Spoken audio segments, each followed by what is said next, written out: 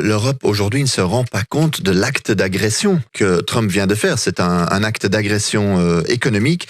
C'est vraiment une guerre commerciale qui déclenche.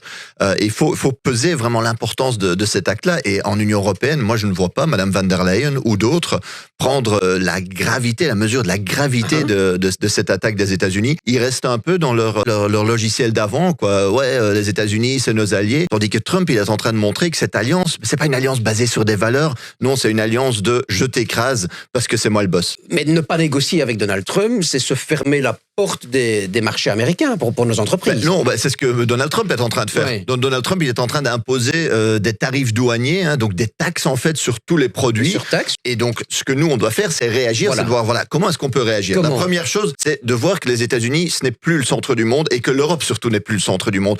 Vous savez, il y a la Chine, il y a l'Inde, il y a toute une série de pays, donc diversifions. Ça, c'est première chose. Oui. Deuxièmement, Trump veut il veut quoi? Il veut imposer son modèle américain. Il se plaint même du fait qu'il y aurait trop de chansons françaises à la radio. Et c'est incroyable. Et donc nous, ce qu'on doit dire, c'est qu'on a un modèle européen. On ne va pas rentrer dans son modèle de dérégulation américaine, etc. On va prendre en main les rênes de notre économie. Et nous, on voudrait que les travailleurs profitent de l'économie. Et vous voyez bien que les premières victimes, tant aux États-Unis qu'en Europe qu'ailleurs dans le monde, ce seront les travailleurs américains, parce qu'évidemment, eux, ils vont payer des prix plus importants. Ce sera aussi en Europe et partout dans le monde que les travailleurs vont payer. Donc non, on se réjouit pas. On n'est pas pour une guerre commerciale. D'autant plus que dans l'histoire, on a vu que les guerres commerciales, ça peut dégénérer en guerre militaire, guerre chaude.